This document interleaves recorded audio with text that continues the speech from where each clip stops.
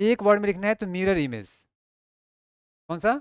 Limbs of the folds are mirror image of each other. Mirror image मतलब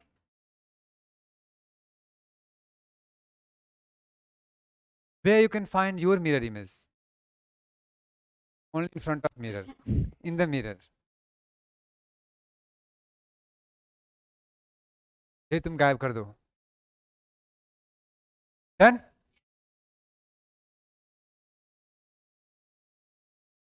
हाँ ले लो photo.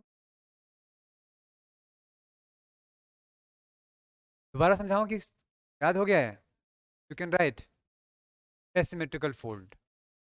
होता क्या है कि अब समझ में तो आ गया, लेकिन मैं आपको कहूँ मेंस में लिखने के लिए तो आप फिर ढूंढोगे वर्ड कैसे लिखूं, इसके लिए कई बार नोट्स जरूरी होता है। और जिनका सिर्फ फोन में है ना और कॉपी में नहीं जा रहा, मैं गारंटी देता हूँ एक हफ्ते के बाद ये कभी कॉपी में नहीं आ पाएगा। तो फिर ठीक है। हाँ वो तो मैं देख रहा हूँ, मैंने जिनका कह रहा हूँ। क्योंकि मोबाइल में हम लोग अक्सर फोटो लेते हैं, देखेंगे। ईमानदारी से बताओ पिछले 10 साल में जो फोटो लिए थे कब देखा खोल? टाइम ही नहीं मिलता। लाइफ लगातार हेक्टिक होता चला जाता है, जिम्मेदारियां बढ़ती जाती हैं। जितना समय आज आपके पास है ना, कि उनको जीने का, एंजॉय करने का, आगे बढ़ने का, उतना कल नहीं होगा। आप लोगों को लगता होगा कि एक समय में एंजॉय करूंगा, सबसे ज़्यादा समय आज आपके पास है। एवरी डे पास होता है, आपकी जिम्मेदारियां बढ़ती जा रही हैं, आप पता नहीं चल रहा है, बढ़ती जा रही हैं। जैसे एग्जाम्पल लो, एग्जाम का डेट फिक्स है ना। आज नहीं पढ़ोगे, मान लो 50 क्वेश्चन करना था, कल 100 क्वेश्चन करना पड़ेगा। 2 दिन नहीं किया तो अगले दिन 150। अब ये जब पता नहीं चलता है, थोड़ा सा आगे बढ़ते हो उसके बाद पता है क्या होता है? फिर लगता है कि अब नहीं हो पाएगा, अगले साल करूंगा। और अगले साल ऐसा कहने का मौका 2 से 3 बार ही मिलता है। घर वाले कहते हैं ना ना, जमाना गया, वो लड़की की शादी कर देते हैं। लड़के का तो फिर शादी भी नहीं होता, क्योंकि सेक्स रेशियो कम है इंडिया में अब। और जमाना गया कि उसके पुराने धन संपत्ति और परिवार देखा जाता है, सबसे पहले लड़का का देखा जाता है। What you are. अभी भी लड़कियों के लिए फैमिली जिम्मेदारी लेती है। लड़कों की जिम्मेदारी लेना, आप अपना देखो। ना ना, ऐसा भी नहीं है। जिम्मेदारी इसलिए जाती है क्योंकि उनको सताया गया है सदियों से, और आज भी उतने मौके आपको जितने मिले उतने आपके घर में आपकी महिलाओं को नहीं मिले हैं। अब आपको नहीं कह रहा हूँ मैं, specially in general in India. Done. Hold. Overturn. अब समझ में आया तीनों एक साथ में? कौन सा ये? Symmetrical, asymmetrical and overturn. Overfold भी कह सकते हो एक साथ। सिमेट्रिकल। ये कौन सा है? कोई पूछ दे, ऐसी एंटीक्लिनल फोल्ड, ऐसा कुछ फोल्ड बताया मैंने? लेकिन ये एंटीक्लिनल है, इसका सिर्फ एक भाग दिख रहा है, ऊपर वाला। और जब ये दोनों है तो जब नीचे वाला कोई पार्ट होगा वहां पे इनक्लिनल हो जाएगा। और ये कौन सा है? ओवरटर्न हो गया या ओवरफोल्ड हो गया। आइसोक्लिनल मतलब जब two limbs dip at equal angles in the same direction, जब स्ट्रॉन्ग कंप्रेशनल फोर्स हो बहुत ज्यादा।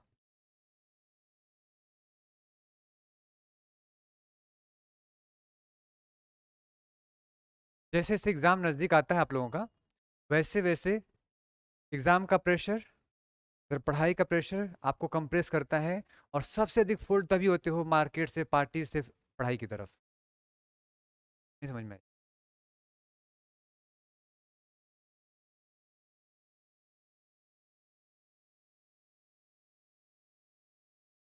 These are characterized by horizontal axial plane. They are formed when compressive forces are so strong that the limbs become parallel and horizontal.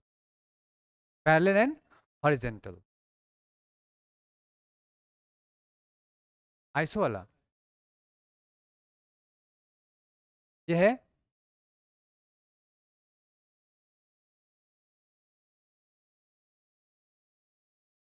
Done.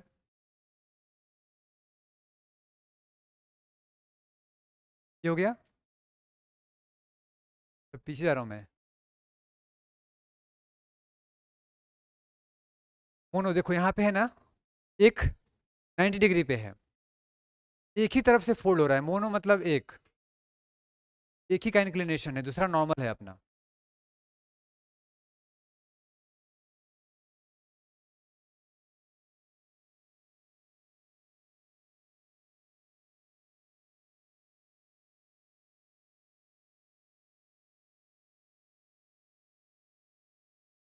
Done. वापस आ रहा है क्या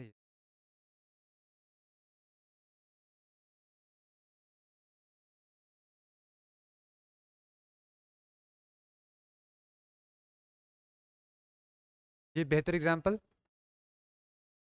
अलग से कोई वर्ड यूज करे, अपराइट फोल्ड या एंटी क्लिनल फोल्ड, उस केस में सिमेट्रिकल भी। ये भी अपराइट है, ये भी अपराइट है, लेकिन कैसा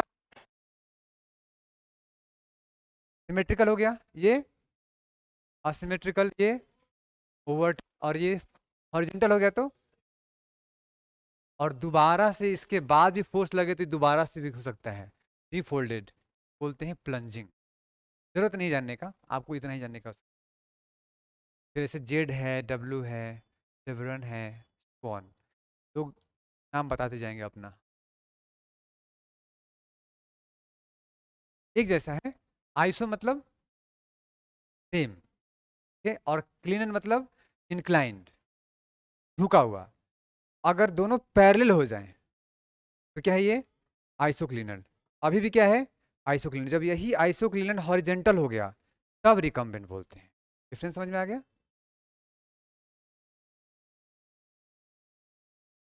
अब पिक्चर लेते रहोगे तुम लोग, अब पढ़ते इसको।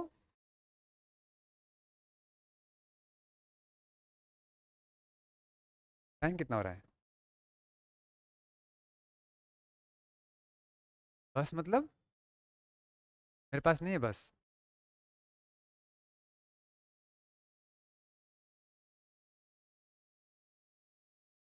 तो what is exogenic force? All the forces being applied on Earth's surface from the external sources such as water, river, wind, glacier, etc. But what is the ultimate source of energy to Earth? What is the ultimate source of energy to Earth? सन। इतनी बात सबको समझ में आ रही है ना, Hindi English? मैं अगर कहूँ कि sun is the only source of energy to earth, right और रॉन्ग? का मतलब कोई और भी सोर्स होगा। वो कौन सा सोर्स है? मून। मून से कौन सा तुम्हें एनर्जी मिलती है पृथ्वी पे?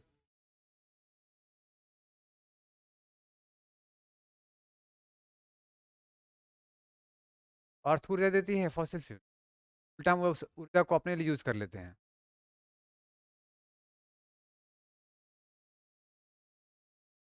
क्यों कहो प्रीमॉर्डियल हीट। अब ये क्या होता है कम वक्त, नहीं पता? देखो जब अर्थ बना होगा तो क्या था, आग का गोला। धीरे धीरे कूलिंग शुरू हुआ, तो कूलिंग क्या अंदर सेंटर से होना शुरू हुआ कि बाहर सरफेस से? बाहर सरफेस, तो बाहर सरफेस अब कूल हुआ धीरे धीरे, तो जो पिघला हुआ मटेरियल है वो सॉलिडिफाई हुआ होगा, तो हम आज क्रस्ट कहते हैं जहाँ हम लोग हैं। धीरे धीरे अंदर जाते हैं तो टेम्परेचर बढ़ता है, मतलब उसके अंदर में अभी भी आग है। अंदर छिपी हुई एनर्जी है आग के रूप में, उष्मा ऊर्जा के रूप में, उसे बोलते हैं प्रीमॉर्डियल हीट, जो अंदर अभी भी मरने से पहले भी खत्म नहीं हुआ है, जब तक जिंदा है उसमें है। अच्छा, धरती के अंदर का जो एनर्जी है ये लगातार कम हो रहा है कि बढ़ रहा है? कहाँ से? कम होगा ना। कोई भी चीज़ ऑब्जेक्ट गर्म कर दो, धीरे धीरे वो ठंडा होगा ना। ये अलग बात है कि पृथ्वी को ठंडा होने में कई बिलियन ईयर्स लग सकते हैं, सूर्य को होने में और कई ज़्यादा समय लग सकता है।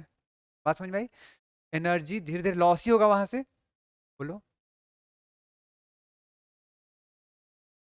तो जो वोल्केनो जो बाहर आ रहा है, तो वोल्केनो बाहर आता है तो ऊर्जा बाहर निकली ना, तो नीचे ऊर्जा बन रहा है क्या अंदर? कुछ नहीं ना, जो है वही बाहर निकल रहा है। सूर्य के प्रकाश से क्या बन रहा है? सूर्य की प्रकाश पृथ्वी के अंदर कितने अंदर तक पेनिट्रेट करती है, कोई बताएगा? सनलाइट कितने अंदर तक पेनिट्रेट कर सकता है, अंदर घुस सकता है सर धरती के अंदर? मैक्सिमम मान लिया 1 मीटर, वैसे तो सबसे कम 1 मीटर भी नहीं होता है, मान लिया मैक्सिमम, जो मैक्सिमम पोरस हो जहाँ पे जा सकता हो सनलाइट 1 किलोमीटर 1 मीटर तक, उसके नीचे का एनर्जी कहाँ से आएगा? नहीं ना। तो कुल मिलाकर के जैसे धरती पहले आग था, ज्यादा एनर्जी थी, धीरे एनर्जी कम हुआ, वो लगातार कम होता जा रहा है, राइट।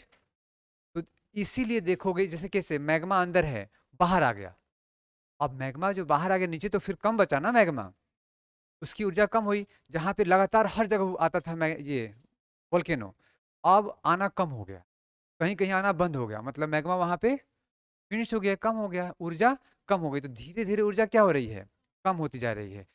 यहाँ रिसर्च आया है अप्रैल 2022 में प्लेट टेक्टोनिक थ्योरी और सी फ्लोर स्प्रेडिंग थ्योरी हम लोग पढ़ेंगे, ये आपके किसी बुक में नहीं मिलेगा। मैंने कहा मैंने रिसर्च किया तो सब बता दूंगा आपको कि क्या क्या रिसर्च फाइंडिंग्स आए हैं, वहां से मेन सा क्वेश्चन बनेगा, प्रीलिम सा क्वेश्चन बनेगा। और ऑब्वियस सी बात है, कोई चीज़ अगर एट स्पेस में है, उसमें जो भी एनर्जी है धीरे धीरे कम होगा कि नहीं, everything is going towards destruction, सब कुछ अपने मृत्यु की तरफ जा रहा है धीरे धीरे, चाहे वो हम हो, आप हो, टीवी, फैन, कुछ भी धीरे धीरे क्या होगा, खराब होता जा रहा है, उसकी लाइफ खत्म हो जाएगी, पृथ्वी की भी, सूर्य के भी। तो अल्टीमेट सोर्स कह सकते हैं कि सूर्य है, लेकिन सिर्फ ओनली सोर्स नहीं कहेंगे, इसके अंदर जो हमारी ऊष्मा ऊर्जा है उससे भी हमें वोल्केनिक एक्टिविटी के माध्यम से कुछ कुछ मिलता है। जैसे कि एग्जांपल के तौर पे सन की लाइट जमीन में मैक्सिमम 1 मीटर, पानी में कितना पेनिट्रेट कर सकता है, नहीं पता।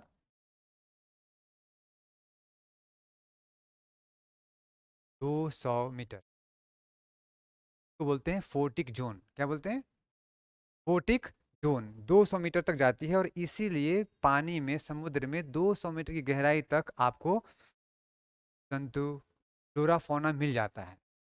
ठीक, उसके नीचे जाओगे तो फिर नहीं मिलेगा, लेकिन इसके बाद फिर भी सुने होगे बिल्कुल, और सरफेस जब जाते हो नीचे एकदम गहराई में 3000 मीटर नीचे, 4000 मीटर नीचे एकदम सरफेस पे, वहां पे थोड़े बहुत सही मिल जाते हैं आपको, बहुत थोड़े, जो आप पिक्चर में देखते हो ना ये उतने गहरे नहीं होते हैं, ये सब वो होते हैं जो अंदर गया आपने 100 मीटर या 200 मीटर गहराई तक में दिख गए, लेकिन बहुत माइन्यूट, बहुत कम संख्या में आपको फ्लोरा फोना मिल सकता है, कहाँ पे, 3-3 किलोमीटर नीचे समुद्र के अंदर। वो प्रीमोर्डियल हीट की वजह से तो थोड़ी बहुत एक्टिविटीज होती रहती हैं, ऊर्जा तो उसी से ऊर्जा को वो कंज्यूम कर लेते हैं और उसी से सरवाइव करते हैं, क्योंकि ऐसे को संख्या बहुत कम है तो बहुत मायने, बहुत कम मिलेगा आपको। ये बात समझ में आ गई कि क्यों कर रहे हैं हम लोग, जस्ट टू अंडरस्टैंड दिस, इतना समझ में आया। फोर्टिक जोन 200। अब हम बताते हैं एक्सोजेनिक की मेन सोर्स क्या है। बेशक आप हवा पानी सब बता रहे हो, लेकिन ये सब भी क्यों हो रहा है, बिकॉज ऑफ सन।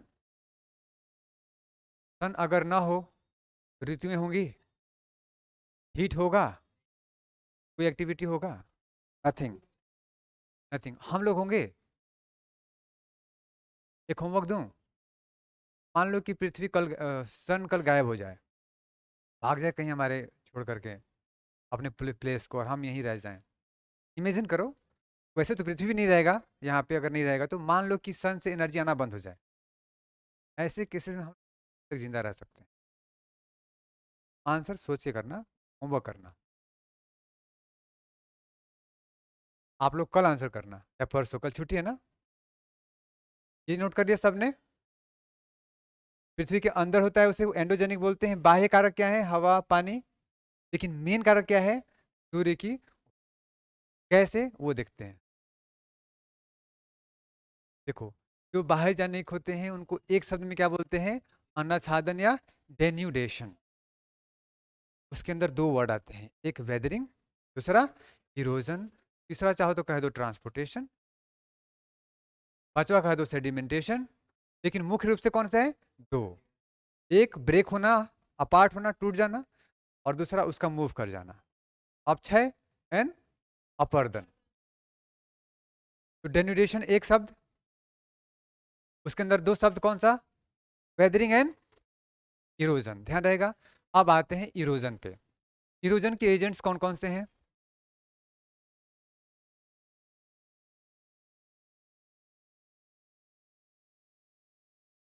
तीन है, हवा, पानी और बर्फ। पानी और जल अलग अलग है। वही तुम्हें कहा, हिमनद, हिम, बर्फ। देखो, डेन्यूडेशन प्रोसेस, एक्सोजेनिक में एक वर्ड लिखोगे, डेन्यूडेशन। हिंदी में क्या लिखोगे? अनाच्छादित प्रक्रियाएं। ठीक है, इसके अंतर्गत आते हैं मेनली दो, एक अपक्षय और दूसरा अपर्दन। अब इसी में देखो, अपर्दन है, ज्यादा मात्रा में हो तो क्या बोलेंगे? विहर संचलन। इसका एग्जाम्पल, बड़ा लैंडस्लाइड देखा है कभी? ऐसे ऐसे भी दुनिया में लैंडस्लाइड हुए हैं जो एक शहर आए और पूरी उसको फिनिश करके निकल गया। ठीक है, मास वेस्टिंग कर सकते हैं, मास मूवमेंट। देखो, denudation, weathering and erosion mainly है, लेकिन साथ में चाहो तो मास मूवमेंट भी कर सकते हो, जैसे लैंडस्लाइड वगैरह। डन। हाँ बोलो, हिंदी।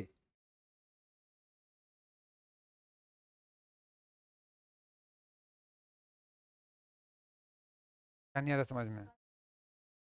बहिर्जात, एक्सोजेनेटिक, उसी की बात कर रहे हैं।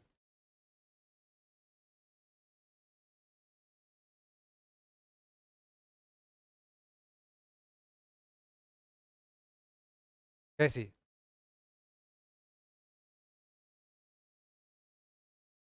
कल छुट्टी है, बैठ के पूरा लिख लेना।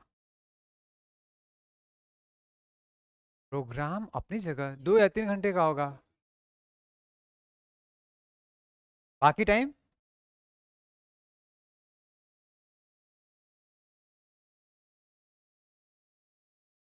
अच्छी बात है।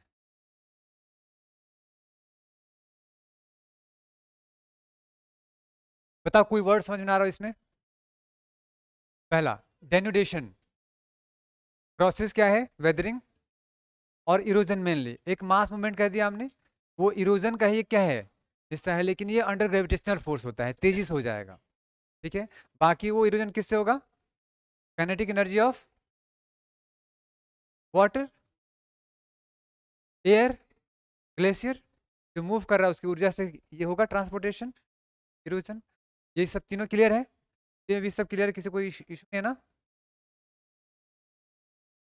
Done? अब आते हैं एग्जाम्पल पे। वेदरिंग सिंपल क्या कह सकते हो एक शब्द में?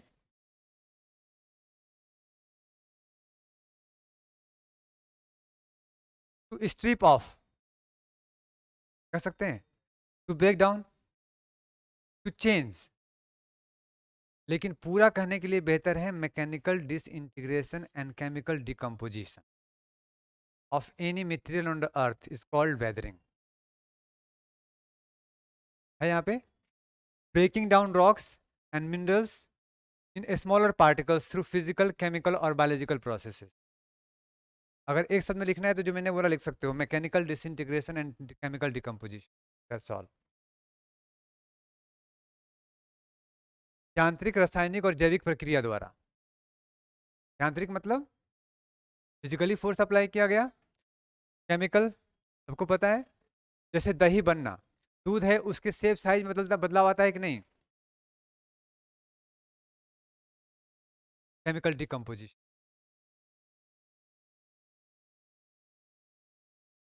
बायो, देखो जैविक प्रक्रिया लिखा है, तो उसमें या तो देखो बायोलॉजिकल फोर्स भी जब अप्लाई होता है, या तो मैकेनिकल डिसइंटीग्रेशन होगा या केमिकल डिकम्पोज हो जाएगा वो। बायोलॉजी बस दो बातें हैं, फैक्टर तीन हो सकते हैं, यांत्रिक हो या रासायनिक हो या जैविक हो, होगा यही दो बातें। देखो ये क्या है यहाँ पे, ये क्या हुआ? ब्रेक डाउन हो गया। वहां पे भी ये दोनों किसका एग्जाम्पल दिख रहा होगा? फिजिकल मीन्स यांत्रिक या रासायनिक या जैविक? ये सब फिजिकल है। ठीक है? ये नोट कर लिया सबने? अब इरोजन नोट कर लो क्या होता है। बस जो हमारा वेदर्ड मटेरियल है उसका movement, right? The movement of the weathered material is called erosion.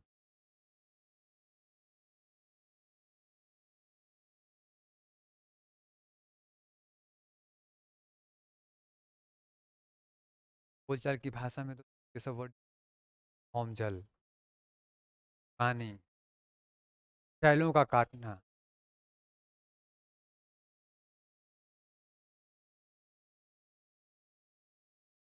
Practice करना पड़ेगा आपको। गुरचन।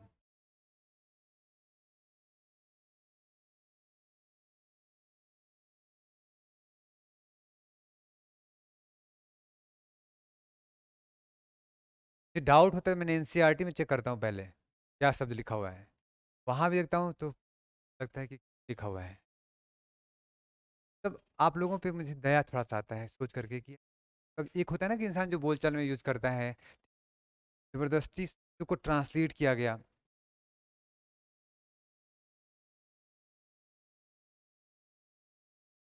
बहुत सारे बच्चों का मेन चैलेंज ये है कि उनको आता है, बस just because of those technical words, difficult words, एक तो स्पीड लिखने में स्लो हो जाता है। इसको याद रखना, करने कॉन्सेप्ट पे ध्यान दें कि वर्ड याद रखने पे ध्यान दें।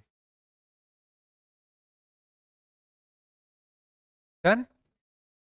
डिपोजिशन, कहीं पे उसका हलन करना।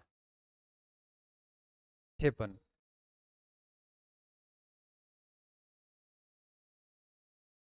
यस।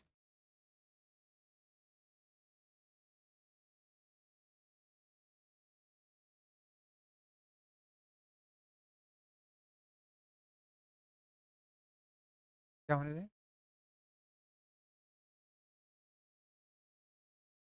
बैठ जाने से क्या होगा? बैठ जाने के बाद फिर क्लास में माइंड कैसे एक्टिव रहे?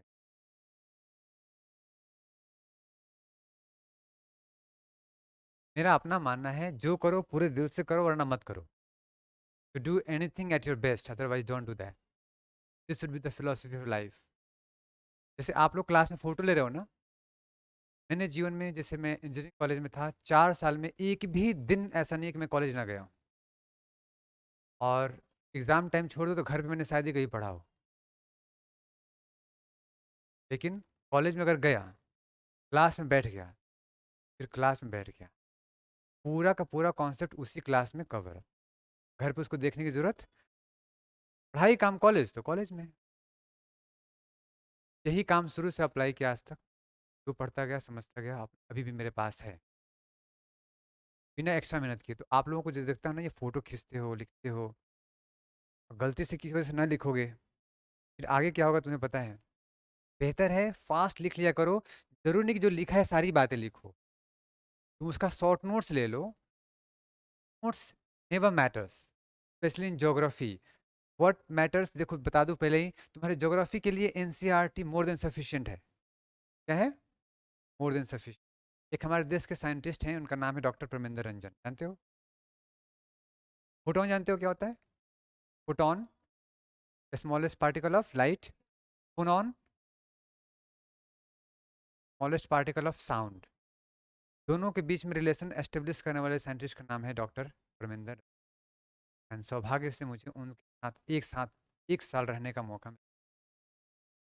उन्होंने, मैं +2 में था तभी मैंने यूरोप सॉल्व करवा दिया था उन्होंने, फिजिक्स का।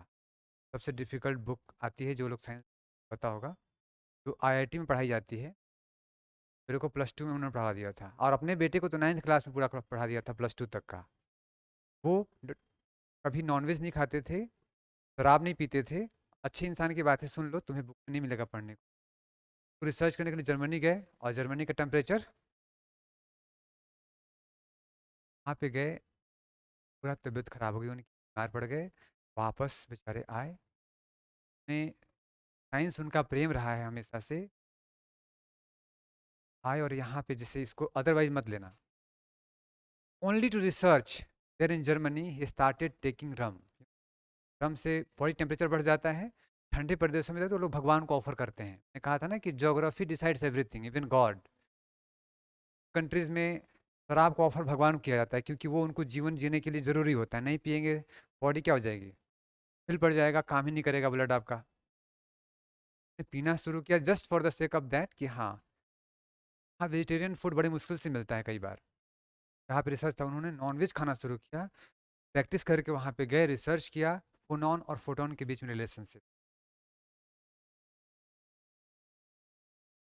मैंने बताया तुम्हें, फोटोन और फोनोन के बीच में रिलेशनशिप एस्टेब्लिश डॉक्टर प्रमेय था, का कुछ पढ़ाने का तरीका था,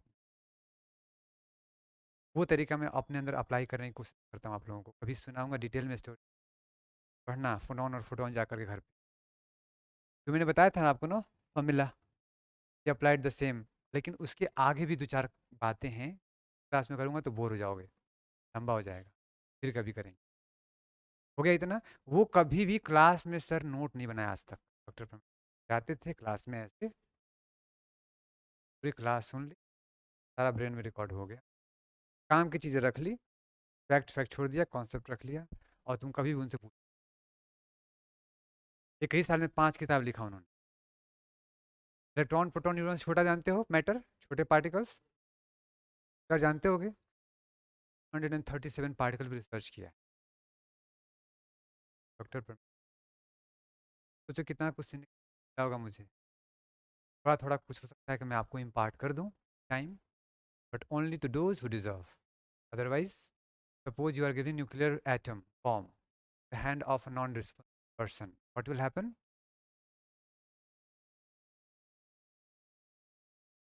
इसीलिए क्या है, IAEA है, और क्या है, CTBT है, और क्या है, NSG है, और क्या है, पढ़े हो ना तुम लोग, NPT है, और क्या है, वासेनार एग्रीमेंट है, एंड सो ऑन।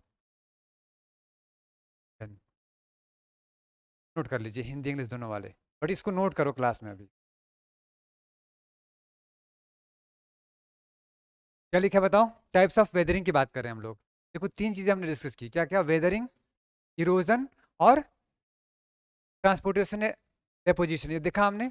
अब वेदरिंग में डिटेल में क्वेश्चन आता है आपके स्टेट पीसेस में, अलग से स्पेशल क्वेश्चन आ सकता है, discuss about the various types of weathering and its significance, हो सकता है ऐसा।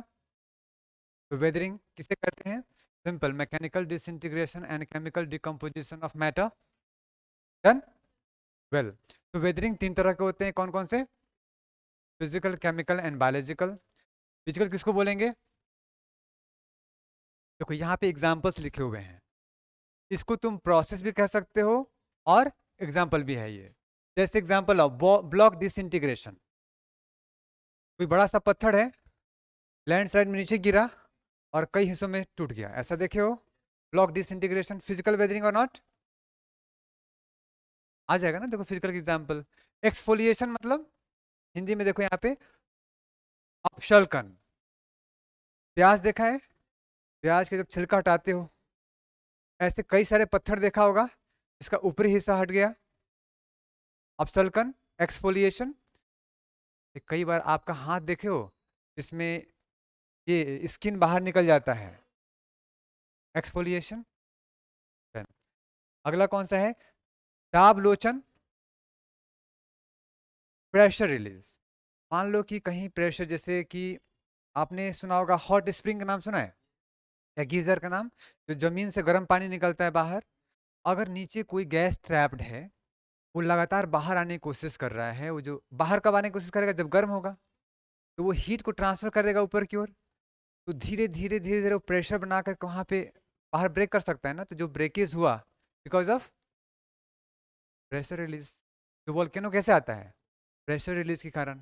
तो वोल्केनो आया तो वहां ब्रेकिंग हुआ कि नहीं हुआ? कौन सा पार्ट?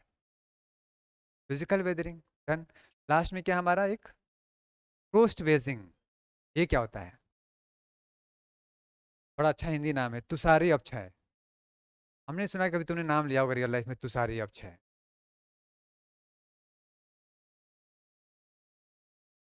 बर्फ का वेदरिंग नहीं, नहीं,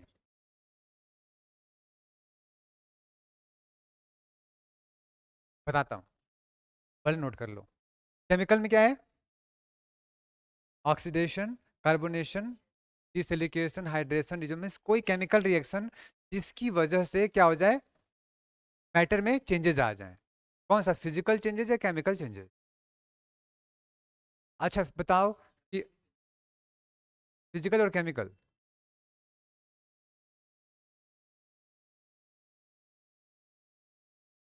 क्या होगा? अच्छा ये बताओ, फिर से बात हो, फिजिकल वेदरिंग में क्या सिर्फ शेप साइज चेंज होगा या ब्रेकेज होगा या उसका केमिकल अल्टरेशन भी हो सकता है?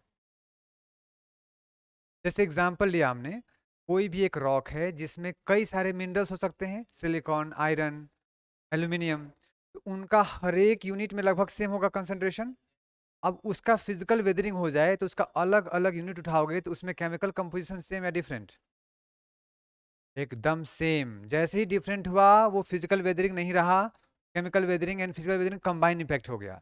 ये याद रखना है, सिर्फ मैकेनिकल डिसइंटीग्रेशन होता है या वो डिकम्पोज हो सकता है, लेकिन उसका केमिकल ओरिएंटेशन क्या होगा? हमेशा सेम रहे। जैसे सोना का बड़ा पत्थर है, हीरा है, उसको तुमने ब्रेक कर दिया कई पत्थरों में, तो क्या हो गया? वो फिजिकल, लेकिन हर एक हीरा ही है ना, चेंजेस नहीं आए। तो याद रखना है, ये धीरे धीरे बढ़ रहा हूँ मैं, केमिकल फिजिकल वेदरिंग में केमिकल चेंजेस नहीं आएंगे, सिर्फ शेप साइज बदलेगा, छोटा बड़ा हो सकता है या टेढ़ा मेढ़ा हो सकता है या ब्रेक हो सकता है, लेकिन केमिकल चेंजेस।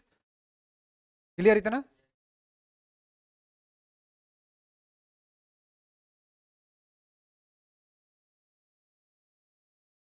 हाँ,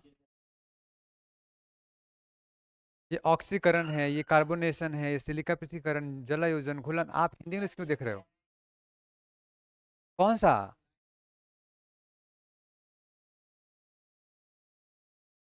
कुछ फिर से बोलो, नहीं समझा।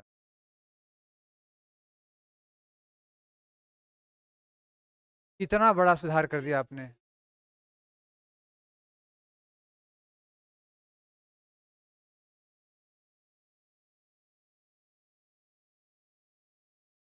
टेंशन मत लो, डालो इसकी बात है ये। जैसे मान लो कि मैं कहूँ, क्या फिजिकल में यही हो सकता है और कुछ नहीं हो सकता? सैकड़ों हो सकते हैं। हमने कुछ एग्जाम्पल ले लिया, केमिकल रिएक्शन के कई प्रकार हो सकते हैं। हमने एग्जाम्पल ले लिया, एक केमिकल रिएक्शन तो गांव में कई बार हो चुका है। बता दूं? अब ऐसा कभी देखा है कि हाँ भोज हुआ गांव में? नहीं देखा होगा, पहले ऐसे ज़्यादा होता था। और अगले दिन सब लोग ओपन डेफिकेशन के लिए बाहर निकले हुए हैं पूरे भीड़ के साथ, पेट खराब हो गया है। ऐसा क्यों होता होगा? देखो, खाने को सॉफ्ट बनाने के लिए, जल्दी पकाने के लिए हम लोग खाने वाला सोडा यूज करते हैं। नाम क्या है? Baking soda. फॉर्मूला क्या है? NaSCO3।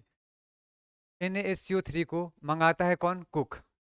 खाना बन रहा है, बिल्कुल, यहाँ सब्जी बन रहा है, यहाँ पे उसने रख दिया है, यहाँ पे आटा गूंद रहा है, वो मिलाया, सब्जी बन रहा था, पास में रखा है। जैसे ही तुम बेकिंग सोडा को हल्का गर्म करते हो तो क्या होता है? नहीं पता है आप लोगों को? तुम बेकिंग सोडा को थोड़ा सा गर्म करोगे तो वॉशिंग सोडा में कन्वर्ट हो जाता है। सोडियम बाइकार्बोनेट जो हमारा था ना, सोडियम कार्बोनेट हो जाता है, ये जो उसका उड़ गया, और क्या हो गया? वो कपड़ा साफ करने वाला सोडा। और वो जो मिलाना था खाने में, बेकिंग सोडा मिलाया कौन दिया उसने? अब उसके बाद खाओगे तो कहाँ जाओगे? और ये घटनाएं कई बार हुआ है, क्योंकि लोगों को ज्ञान नहीं था। अब अनफॉर्चुनेटली आपको भी नहीं था, तो पता लगा घर पे ले गए, कहीं किसी ने मंगाया, आराम से यहाँ सब्जी बना रहे हो, पास में रख दिया। समझ में आया? Baking soda and chemical change हुआ कि नहीं? कैसे? मात्र थोड़ा सा हीट दे देने से।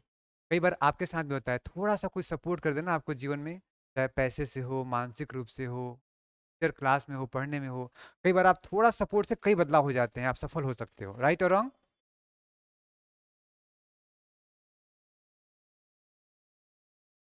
धन्यवाद। वैसे यहाँ पे तो शायद सामने होता, ध्यान में मेरे पिछले कई बार क्लास का रिकॉर्ड है, मैं चाय पानी भूल ही जाता हूँ पढ़ाने वक्त। आप लोग फोटो वोटो लेते हो तो दिमाग डाइवर्ट हो जाता है, अदरवाइज मेरे घर पे पढ़ता हूँ, पर चाय खाना रखा है, कई बार ऐसे ही रखा रह गया। कई बार मेंटरशिप हॉल में कभी बैठ गया क्लास के बाद बच्चों के साथ, तो बच्चों के साथ ऐसे लगे हैं कि चाय वहाँ रखा, कई बार आया गया, ध्यान ही नहीं आता। ऐसे ही पढ़ना चाहिए। क्या?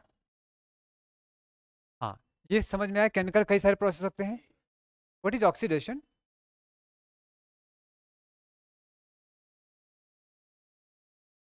आग कैसे लगता है? ऑक्सीजन उसका गायब, रिडक्शन। हाइड्रेशन?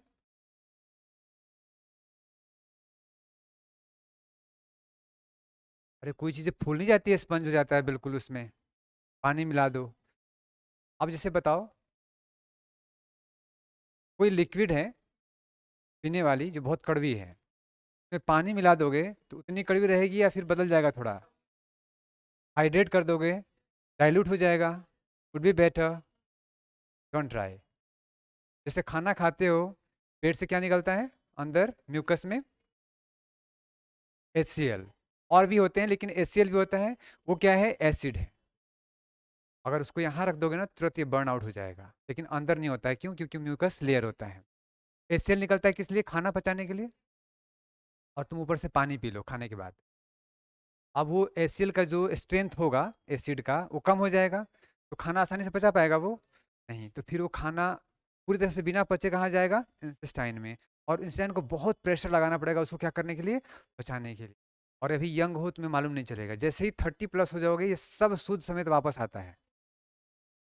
It's true. हमारा बॉडी अभी यंग है, पता नहीं चलता है। जैसे 30 हो जाओगे तो तुम्हारी सब कुछ जो आज गलतियां की हो ना, सब भुगतोगे वहां पे जाकर के। इसीलिए अभी से खाना खाओ तो पानी क्यों नहीं पीना चाहिए? कि जो केमिकल निकली थी पचाने के लिए, तुमने उसमें पानी मिला के डाइल्यूट कर दिया। Don't hydrate your self after. Clear? Hydrate मत करो उस टाइम। क्लियर है? And so on. इस तरह से ये कौन है बताओ बायोलॉजिकल में? Weathering by vegetation. दूसरा, वेजिटेशन मतलब समझ रहे हो ना, कि वेजिटेशन की वजह से जो भी चेंजेस आ रहे हैं रॉक में। दूसरा हमारा एनिमल के द्वारा भी हो सकता है, घोड़े दौड़ रहे हैं कि पैरों से कह सकते हैं। Weathering by human. अब देखो, अब अलग अलग साइंटिस्ट का अलग अलग विचार हो सकता है। जैसे अगर सिर्फ नेचुरल फोर्सेस को कंसीडर करते हैं वेदरिंग के लिए, ओनली नेचुरल, तो physical weathering only by natural क्या होगा? एग्जाम्पल हमने दे दिया कि ग्रेविटेशनल फोर्स हो जाए, कहीं पे बारिश हो जाए, कहीं पे हवा, कहीं पे ग्लेशियर मूव कर जाए। केमिकल, हमने अपनी तरफ से आने वाले सोडे को वॉशिंग सोडा में कन्वर्ट नहीं किया, मान लो नेचुरली कुछ हो रहा है। एक तो होता है नेचर। बस कुल मिलाकर वेदरिंग समझ में आता है क्या होता है ना? चेंज आना। अब उसको अलग अलग कैटेगरी में रख दिया। इसने रख दिया कि वेजिटेशन के द्वारा हो सकता है, एनिमल के द्वारा हो सकता है, ह्यूमन के द्वारा भी हो सकता है। मीन्स बायोलॉजिकल चीजें जो प्रेजेंट हैं नेचुरली, उनके द्वारा होने वाले चेंजेस। डन इतना? अब इसको एक एक डिटेल में करना है आपको। टाइप्स ऑफ वेदरिंग, पहला कौन सा है? पहले बताओ, अगर क्वेश्चन आ जाए कि जो हमारा वेदरिंग होता है वो इन सीटू प्रोसेस है या एक्स सीटू प्रोसेस। देखो इन सीटू का हिंदी लिखा है यहाँ पे, तदस, यहाँ पे कहाँ गया? स्वस्थान है। उसी स्थान पे होने वाला है या अलग स्थान पे? इन सीटू समझते हो क्या होता है? सीटू और एक्स सीटू। जैसे अगर मैं बात करूं जू, चिड़ियाघर, वहां पे जानवरों का कंजर्वेशन होता है, रखते हैं हम लोग। तो कई लोग जाते हैं, कंजर्वेशन नहीं होता, उसको देखने के लिए रखा जाता है कि लोग आएंगे पैसे कमाएंगे। नहीं, पर्पस ये नहीं है। पर्पस है उनको सुरक्षित रखना। वो अलग बात है कि कुछ पैसे भी कमा लें, तो सुरक्षित रखना है। अब बताओ, क्या उनका अपना घर है?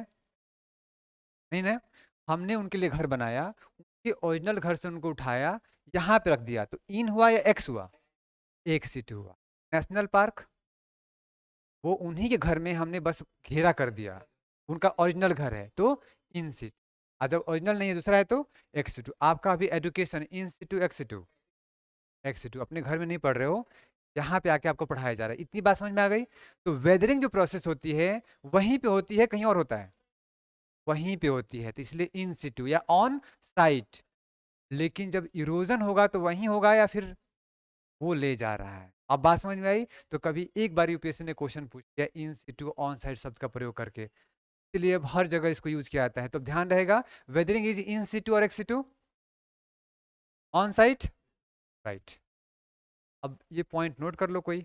भौतिक क्या होता है? सूर्य ताप, तुषार, जल, वायु दाब एक्सेट्रा द्वारा होने वाले चेंजेस, किस में? चट्टाने में। ऐसा हो जा रहा है काम?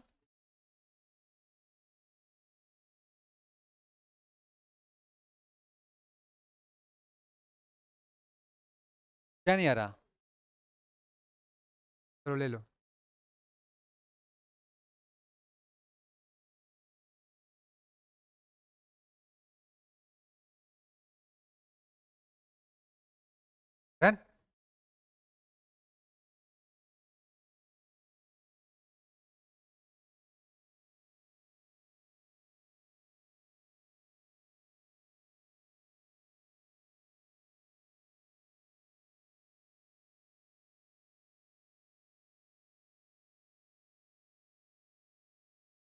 ये तुम लंबा करा दो।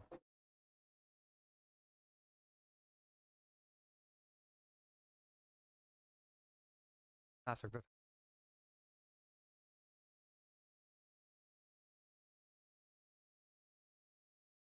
डन।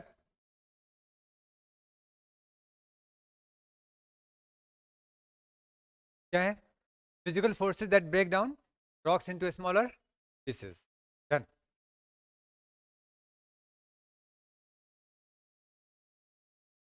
एक लाइन लिखना बस, ऊपर वाला हो गया इतना। Dot. Now this is very important for English medium. Down मातृभाषा में लिखा हुआ है ऑलरेडी। हाँ लिखा था आपने ना। सूर्य ताप तार।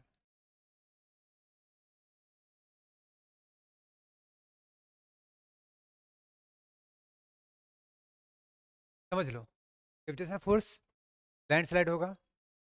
आ गया। Expansion forces due to temperature changes, what is it? Compression होता है। एग्जांपल ले हम लोग।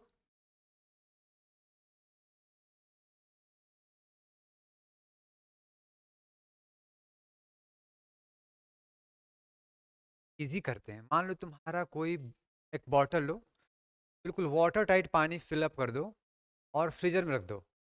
अगले दिन सुबह कैसा दिखेगा वो? लगता है किसी ने देखा नहीं अभी तक। वो फट जाएगा। क्यों ऐसा?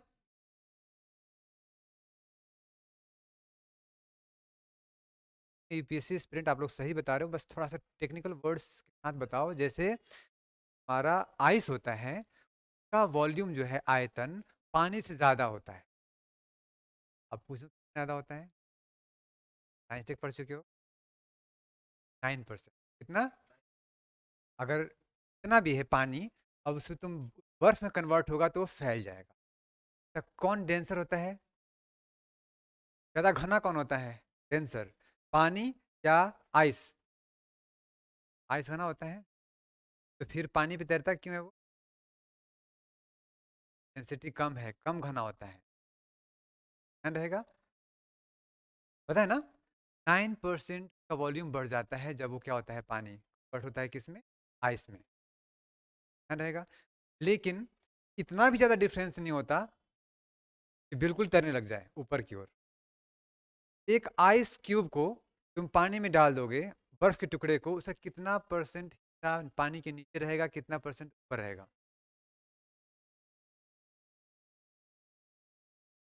Absolutely right.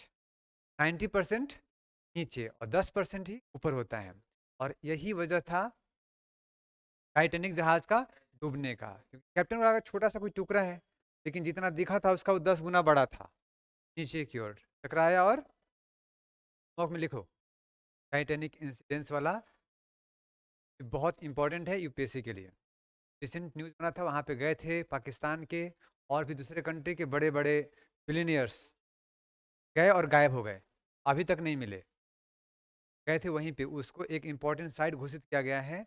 One can go and watch around. कहाँ पे है बता सकते हो कहाँ पे है? हाँ। पर हाँ वेरी गुड। ग्रीनलैंड से नीचे। न्यू फाउंडलैंड जानते हो? फाउंडलैंड। देखो अमेरिका कनाडा का जो बॉर्डर है बहुत इंपॉर्टेंट है, आगे बताऊंगा क्यों। वहाँ से थोड़ा सा आगे जाओगे अंदर समुद्र में, उसी के नीचे है। मैं क्यों कह रहा हूँ, क्योंकि करंट अफेयर में इंपॉर्टेंट है, पढ़ लेना। तो एक साइट घोषित किया गया है, ये क्या क्या स्टेप्स लिए गए हैं। ये चूंकि 4 लोग 5 लोग शायद थे, सब मरे गए और न्यूज़ में आ गया। ये आपके लिए इंपॉर्टेंट है, नोट किया? पानी की बात समझ में आ गई? कितना परसेंट होता है? 9% ज़्यादा हो जाता है। और तैरता कितना परसेंट है? 10%। बाकी 90% डूबा रहता है। एक question, number of water molecule freeze, freeze हो जाए, एक क्यूब बन जाए, आइस क्यूब बनने के लिए मिनिमम कितने वाटर मॉलिक्यूल्स चाहिए? तो कि तुम जब फ्रीज करोगे बन पाएगा। वर्क है, पढ़ के बताना। इंटरेस्टिंग बात है ना, पानी ही जिंदगी है, सब कुछ जानो उसके बारे में। डन। ये कैसे होता है, तू समझो ध्यान से, आ जाएंगे इसमें। की वजह से हो सकता है ना, क्योंकि ज़्यादा बड़ा छोटा होना, रॉक के बीच में होगा, जब पानी होगा तो कम, और जब रात में ठंड हुआ तो बर्फ, फोर्स एक्सर्ट करेगा उसके ऊपर, फिर कंप्रेशन, एक्सपेंशन, और ऐसा सैकड़ों सालों तक हो। तो जैसे कि आप घर में गए, कोई आपका दुश्मन है, कुछ आपके माता पिता के बारे में कुछ ना कुछ, या भाई बहन के बारे में क्या सुना है, कुछ थोड़ा थोड़ा प्रेम से धीरे धीरे धीरे धीरे धीरे, फिर वेदरिंग होगा, तब रिफ्टिंग रिलेशनशिप में, फिर इरोजन भी होगा, ज्वाइंट से न्यूक्लियर। ध्यान रखना वो कौन सा फोर्सेस है, कौन सा है। पैसे को अगर तुम्हें खींच रहा है अपनी ओर, आज़ादी खींच रही हो अपनी ओर, ध्यान रखना कई बार ये at the cost of family बहुत महंगा पड़ जाता है। थोड़ा सा डिसिप्लिन रहना पड़ता है फैमिली के साथ, लेकिन है दोस्तों के साथ बहुत मजा है। ये एक्सपेंशन फोर्सेस चढ़ा रहा हो, और ये प्रेशर वाली भी चीज़ें आती हैं, ठीक नहीं है। वाटर प्रेशर समझ में आ रही है, control by waiting and drawing. कोई चीज़ भीगा क्या होगा, थोड़ा सा स्वेल कर जाएगा, ड्राई हुआ कैसा हो जाएगा, जाएगा। स्वेलिंग ड्राइंग स्वेलिंग लगातार करो, फिर क्या होगा, वो अंदर का जो उसका फोर्सेस है बाइंडिंग सेम रहेगा, कमजोर पड़ जाएगा, तो इसको तोड़ना, वेदरिंग होना, इरोजन होना आसान हो जाएगा। क्लियर। इसीलिए जैसे जानते हो लीचिंग या मिट्टी का कटाव उस क्षेत्र में ज़्यादा होता है जहाँ पे इस तरह घटनाएं होती हैं, ड्राइंग एंड वेटिंग साइकिल, और भीगना वाला। इंसान कोई सुखाओ भिखाओ, फिर देखो उसकी तंबर अंदर से जो तबीयत है सही रहेगी, या फिर तबीयत नहीं कि नहाना मत। रासायनिक में क्या होगा, कोई भी केमिकल एक्शन हो, ध्यान रखो उसमें केमिकल अल्टरेशन कर दे, तो क्या बोलेंगे, केमिकल वेदरिंग। नोट कर लो। Refers to breakdown or decomposition of rock and mineral at the earth's surface as a result of any chemical reaction such as oxidation, reduction, hydration, carbonation and so on. अगर आप में से general science किसी को पढ़ना है तो घर पे जाना और जाकर के सारे आज ही रिवीजन कर लेना। हाइड्रेशन क्या होता है, कार्बोनेशन क्या होता है, ऑक्सीडेशन सब जानते हो, 9th 8th 10th से सब पढ़े हो। जनरल साइंस पार्ट भी है यूपीएससी का, पर थोड़ा सा रिवाइज कर लेना आज ही, लिख लो होमवर्क में, all those chemical reactions that you have to revise at your home itself. Done. ये लाइन, अच्छा क्वेश्चन आपका आया था यूपीएससी में एक बार कि बताओ कोई क्षेत्र ऐसा है जो बहुत मॉइस्ट है, नमी है, वो नमी वाला क्षेत्र है, उस क्षेत्र में ज्यादा प्रोनाउंस्ड कौन होगा, डोमिनेंट कौन होगा, केमिकल वेदरिंग या केमिकल वेदरिंग, श्योर, है ना। और कहाँ पे केमिकल होगा, ड्राई वाले में या पानी से भीगा वाले में, ड्राई वाले केस में फिजिकल वेदरिंग ज्यादा होगा। क्या हो गया, लास्ट है जैविक, बायोलॉजिकल, ये कर लो कम से कम जैविक वाला, ले रहे हो।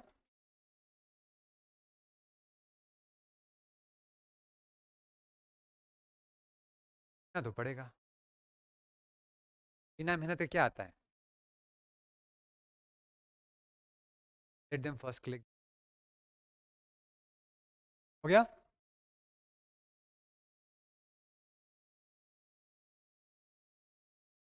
अच्छा बताओ, हमारे खेतों में चूहा को देखा है, वो जो होल बनाते हैं, वेदरिंग हुआ है नहीं, कौन सा वेदरिंग है, एनिमल द्वारा तो क्या है, बायोलॉजिकल, क्या रहेगा। हमारा कई बार फ्रूट्स खराब हो जाते हैं रखे रखे घर में, कौन सा वेदरिंग हुआ, बायोलॉजिकल। देन इतना,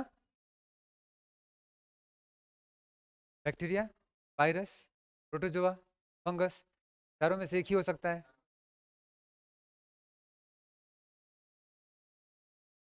केमिकल। चेंज हुआ ना, चेंज हुआ ना, लैक्टोबैसिलस। ये बात ध्यान रखना कि उनमें कभी भी, जैसे कि हम लोग पढ़ जरूर रहे हैं, कोई चीज़ अपने आप में सिर्फ एक नहीं हो, दे ऑल कंबाइंड टुगेदर। हम लोग सिर्फ अपनी समझ डेवलप करने के लिए सब लिख रहे होते हैं, ठीक है? सब एक साथ ही होता है। ऑब्वियस सी बात है, जैसे शेप साइज में बदलाव आ गया, फिजिकल चेंज है। दूध पहले कैसा था, अगर गुण भी बदल गया, उसका प्रॉपर्टी भी, वो लिक्विड था, अभी थोड़ा सॉलिड जैसा हो गया, फिजिकल वेदरिंग। आपको एक झाप लगाया गया, थोड़ा सा अगर टेढ़ा हो गया गाल, फिजिकल वेदरिंग। बाल निकाल लिए या किसी ने वृक्षारोपण कर दिया, चेंज हो गया। अगर शेप साइज में कलर भी चेंज हो जाए ना, then again it is physical weathering. Changes होना चाहिए। अगर केमिकल कंपोजिशन चेंज हो गया तो केमिकल वेदरिंग। देखो अगले स्लाइड में स्पेशली लिखा हुआ है यहाँ पे, no change in chemical composition, just disintegrated in smaller pieces को ही फिजिकल बोलते हैं। ये हम कल डिस्कस करेंगे। ये हो गया इतना सबका, आज ज़्यादा टाइम हो गया। इस ये बहुत जल्दी फिनिश, बस एग्जाम्पल मुझे बताना है। नेक्स्ट टॉपिक अर्थक्वेक के लिए रेडी रहना। कल छुट्टी है ना?